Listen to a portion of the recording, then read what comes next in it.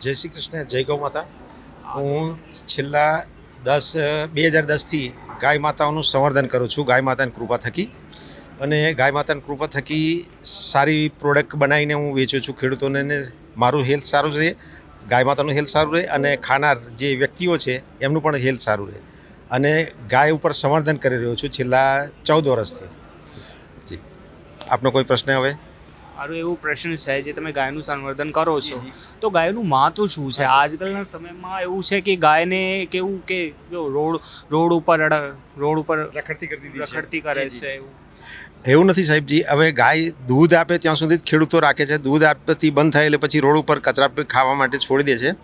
જ્યારે ગાય એનો પેશાબ અને છાણ, એટલે કે પેશાબ છે એ ગંગાજળ સમાન છે, એમાંથી અમે નિષેધન ક્રિયા થકી જે ગૌઝરણથી બનાવીએ છીએ, જે ઘણા બધા રોગોમાં અક્ષીર ઇલાજ તરીકે કામ કરે છે. અને જે ગોબર છે, ગોબરમાંથી અમે ધૂપબત્તી,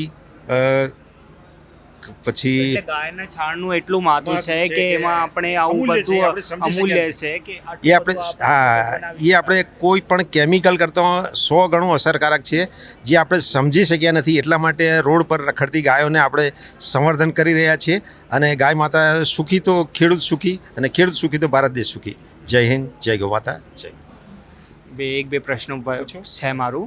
તો જેમ કે તમે કીધું, તો એવું જે ગાય આધારિત ખેતી છે એમાં ગાયનું છાણનું એવું મહત્વ છે? આપણે રાસાયણિક અને જે ખાતરો આપીએ છીએ, ફર્ટિલાઇઝર આપીએ છીએ, એનાથી આપણી જમીન બંજર, એટલે કે વેરાન બની ગઈ છે, ઉજ્જડ થઈ ગઈ છે, જેમાં કોઈ પણ વનસ્પતિ, એટલે કે જંગલી છોડ પણ ઉગી શકતો નથી. જ્યારે ગાય માતાનું ગોબર આપણે જમીનમાં નાખીએ એટલે ત્રીજા વર્ષે પહેલાં બીજા ને ત્રીજા વર્ષેથી એમાંથી કોઈ પણ તમે પ્લાન્ટ રોપો અને માથું વાળીને રોપો તો માથું પણ તમારું ઉગી શકે છે સાહેબજી. એવી ગાય માતાના છાણમાં તાકાત છે. પણ જે કોઈ સમજી શક્યા નથી, એને લઈને અત્યારે કેમિકલવાળું, ફર્ટિલાઇઝરવાળું ખાઈને cancer, diabetes, high BP, low BP, લકવો, આ બધું થઈ રહ્યું છે. એનું કારણ જ આ છે. જો હવે આ તરફ નહીં વળીએ તો ભવિષ્યની પેઢી જે છે એ સદંતર જન્મથી જ રોગ પ્રતિકારક શક્તિ એમનામાં ક્ષીણ થઈ ગઈ છે. એટલા માટે અત્યારથી આ ગૌ માતા તરફ જો આપણે સજાગ થઈને પ્રયત્ન કરીએ તો આપણો ભારત દેશ, ખેડૂત સુખી તો ભારત દેશ સુખી છે. તો જેમ કે શહેરમાં છે દૂધ મળે છે એ તો પેકેટવાળું મળે છે, પણ એ ગામડાનું જે દૂધ હોય છે એ તો ડેરીથી હોય છે. તો કયું દૂધ એવું સારું હોય છે? જે પાઉચ પેકિંગમાં દૂધ આવે છે, જે મલ્ટીનેશનલ કંપનીઓનું, એની અંદર યુરિયા ખાતર છે અને બીજા કેમિકલો ભેળવીને દૂધ બને છે. જ્યારે ડાયરેક્ટ ગૌશાળા ઉપરથી જે દૂધ ખરીદે છે એ A2 મિલ્ક કહેવાય છે. એટલે કે સૌથી ઉત્તમ દૂધ એ A2 મિલ્ક ગણાય છે સાહેબજી. જી. તો આ જે દૂધ મળે છે, શહેરમાં જે દૂધ મળે છે, તો એથી કાંઈ પ્રોબ્લેમ થાય છે? કોઈ બીમારી જેવું થઈ શકાય? હાજી, આજે પાઉચ પેકિંગનો દૂધ આવે છે સાહેબજી, એટલે મલ્ટીનેશનલ કંપનીઓ જે મોટી બ્રાન્ડના નામે વેચે છે, એ ખાવાથી diabetes, heart attack, low BP, high BP, cancer જેવી ભયાનક બીમારીઓ તમને મફતમાં મળશે. એનો કોઈ ચાર્જ લેવામાં આવશે નહીં. જ્યારે ગાય માતાનું તમે A2 મિલ્ક ખાશો તો આ બધી બીમારીઓથી આપણે દૂર રહી શકીશું. આપણે દૂર રહી શકીશું, આપણા વડીલો અને આપણી આવનારી પેઢી, એટલે આપણા બાળકો પણ સુરક્ષિત અને સારી રીતે જીવન જીવી શકશે. એનો ઉકેલ એ છે કે આપણે મલ્ટીનેશનલ કંપનીઓનું દૂધ નહીં, પણ આપણે ગૌશાળાઓથી ડાયરેક્ટ દૂધ ખાવાનો પ્રયત્ન કરીએ સાહેબજી. એ એનો ઉકેલ છે સાહેબજી. એ સિવાય તો મલ્ટીનેશનલ કંપની પાસે 1000 લીટર દૂધ હોય છે.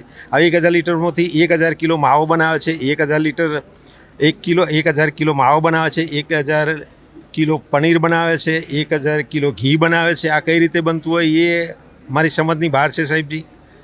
જેમ કે ગુજરાતને તો એમ કહેવામાં આવે છે, જેમ કે જો જે રાહુલ ગાંધી પણ ફસાયેલા હતા આમાં, જેમને નિવેદન આપ્યું હતું કે ગુજરાતના જે દૂધ છે એ સમગ્ર ભારત પીવે છે. તો એના વિશે તમે શું કહો છો? કે ગુજરાતથી જે મહિલાઓ છે એ જે દૂધ કાઢે છે એને મોકલી દે છે ફેક્ટરીઓમાં, પછી આપણા સુધી પહોંચતા તેમાં એવું ભળી જાય છે, કેમિકલ ભળી જાય છે. તો એવું કંઈક બની શકે કે ગુજરાતના ખેડૂતો સીધા લોકો સુધી પોતાનું દૂધ પહોંચાડી શકે? એ તો સાહેબજી શક્ય નથી. આપણે પાણી પીવું હોય તો નળ પાસે, કૂવા પાસે આપણે જવું પડશે, એટલે ગૌશાળા ઉપર આપણે જવું પડશે, ફાર્મરો પાસે આપણે જવું પડશે. ડાયરેક્ટ કૂવો તમારી પાસે ચાલીને આવવાનો નથી કે લો ભાઈ પાણી તમે પી શકો.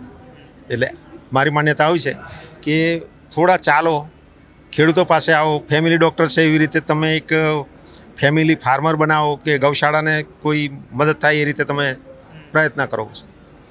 શહેરમાં તો હવે ગૌશાળા જો કહીએ કે બંધ થઈ ગઈ છે, નષ્ટ થઈ ગઈ છે. અને તમે આ મુંબઈ જેવા શહેરમાં 2 ગૌશાળા ઊભા કરી છે અને આણંદમાં પણ ઊભા કરી છે. તો મુંબઈ જેવા શહેરમાં ગૌશાળા બનાવવું એવું તમને તકલીફ થઈ હતી કે કઈ પ્રોબ્લેમ થઈ હતી તમને? એવા સંઘર્ષ વિના કોઈ સફળતા મળતી નથી સાહેબજી, મારું એવું મંતવ્ય છે અને મારો એવું ધ્યેય પણ છે. સંઘર્ષ શરૂઆતના સમયમાં તો ઘણો બધો કરવો પડ્યો છે. મારે પણ 2010થી 2024 સુધી પહોંચતા સુધી ઘણી બધી તકલીફોનો આર્થિક રીતે સામનો કર્યો છે. અત્યારે થોડા સક્ષમ થયા છે, પણ હજુ જોઈએ એટલા સક્ષમ નથી થઈ. શરૂઆતમાં કેટલી ગાય હતી? શરૂઆતમાં મારી પાસે 4 ગાય હતી, અત્યારે મારી પાસે 50 થી 60 ગાય છે. 2010માં 4 ગાય માથાથી શરૂઆત કઈ કરી. જાત છે ગાયની? ગાયની ગીર જાત છે, A2 મિલ્ક એટલે કે દેશી ગાય. દેશી ગાય. જી જી. તો શું પ્રોડક્ટ બનાવો છો પછી? અમે એનું દહીં, દૂધ, ઘી, છાશ, માખણ, પનીર, બાસુંદી, પછી ગૌજરનું ગોફિનાઇલ, ગોનાઇલ, છાણના પછી અમે ગણપતિ, ધૂપબત્તી, સુરભી કપ, આ બધી પ્રોડક્ટ બનાવીએ છીએ સાહેબ. વેચાણ કેવી રીતે થાય છે? વેચાણ અહીંયા ફાર્મ પર આવીને લઈ જાય છે. જી જી. જેને જોઈતું હોય જી તે આવો farm ઉપર બસ. આવે છે હા અને જી લઈ જી. જાય છે. હા, અમારો કોઈ તો ભાઈ કંઈ એવું નથી કે જ્યાં તમે તમારું પ્રોડક્ટ છે તમે વેચો છો કે ભાઈ? ના, એવી કોઈ અમારી પાસે સુવિધા નથી સાહેબ. આણંદ જિલ્લામાં એવી કોઈ સુવિધા નથી. જેને જરૂર હોય એ અમારા ફાર્મ પર આવીને લઈ જાય છે. ઘી, દહીં, દૂધ, છાશ, માખણ જે જોઈએ તે મળી જશે. જી. જય શ્રી કૃષ્ણ. જય શ્રી કૃષ્ણ. જય શ્રી કૃષ્ણ. ગૌ માતા. જય ગૌ માતા.